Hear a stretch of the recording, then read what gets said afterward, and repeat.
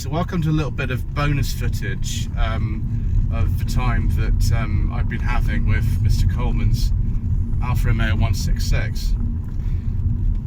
The privilege I have is to actually drive this car today. This isn't a replacement for any kind of review or anything, it's just my impressions of this car, having just gone into it, and we're travelling around the Hampshire countryside today in this car. And it feels immediately, you sort of press the pedal. I mean, I'm a very moderate driver, as most of you know, so I won't be going very fast, particularly as this is Mr Coleman's pride and joy. But we did have some proper speed up with Mr Coleman driving earlier on, and this car is very easy to get up to highly illegal speeds with no effort whatsoever. It's incredibly easy to do. The ride is a little bit on the firm side because this car's actually been slightly modified and it's got slightly different suspension.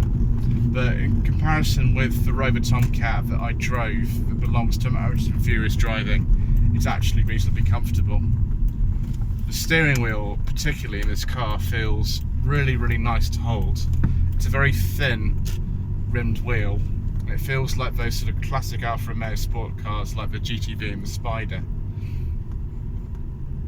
One of the things I think I wouldn't be able to justify with a car like this is the fuel economy, which I gather is something like 20 miles per gallon.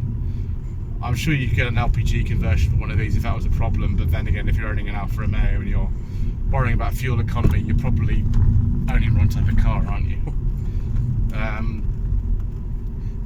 So we are just going along some country lanes near Winchester at the moment. It's a glorious day. I think it's 25 degrees out, but I have got climate control, which is very nice. We've also got a Sat-Nav system in this car, although it doesn't work particularly well. It's very old and we don't have the right disk for it, so we're not using that today. And also, if you were trying to navigate from that, you can see the screen's right down here. I mean, that's not the most ergonomic place for it, really, I'd say. It is very comfortable to drive, for the driving position, as you'd expect for an Alfa Romeo, is very good.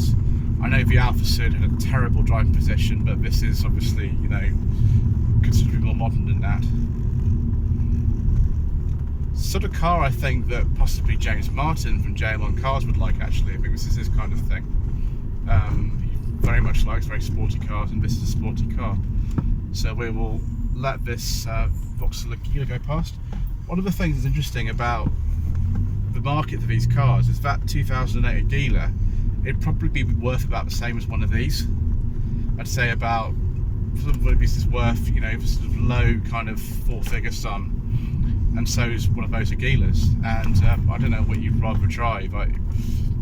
Obviously, empirically, you'd want to drive an Agilas because it's got probably a slightly better ridiness, better fuel economy, and it's more practical. But yes, and the suspension's not as hard, but then you don't get to waft along, propelled by this amazing Busso engine. And we'll get bit of acceleration up here. It's only a 40-mile-an-hour limit on this road, so don't expect anything too amazing, but we'll see how she goes anyway. So I'm just leaving her in normal drive.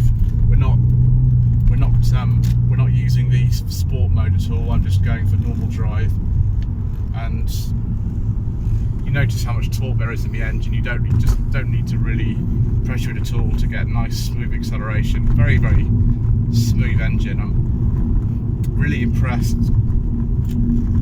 just with the kind of overall silky nature of it, because most of the time when I drive cars, they don't tend to be cars with big engines like this.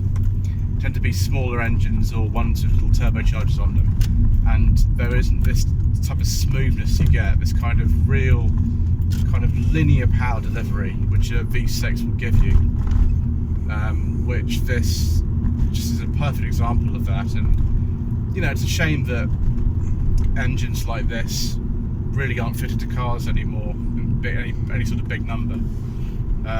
But of course, you know, Euro emission standards, fuel economy standards, things like that, they're killing off V6s very quickly. And that is a shame in a way. But yeah, I can see why Mr Coleman, who's be going back to Midlands later on today, he'll be very much enjoying his drive back in this car. I'm also very much enjoying this, and it is just such a gentleman's car. There's nothing very feminine about this car at all. It's very masculine. It's a black car, it's got a black leather interior, it's got a very sporting kind of, almost like a menacing character to it. Yeah, so you know, I can see why somebody would want to choose one of these. But obviously you can bring along 3 friends with you too, because it's got plenty of room for 4 passengers, possibly even 4 passengers, if one of them is small and wants to go in the middle, of course. So yes, thank you very much for joining me on this kind of brief little first drive of this beautiful Alfa Romeo 166.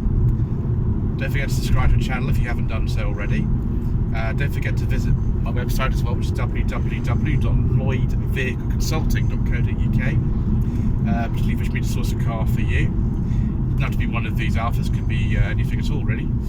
There's a contact tab on the home page of my website for you to get in touch with me directly. I've also got a Facebook page, which is facebook.com/Lloyd Vehicle Consulting. Thank you ever so much indeed for watching.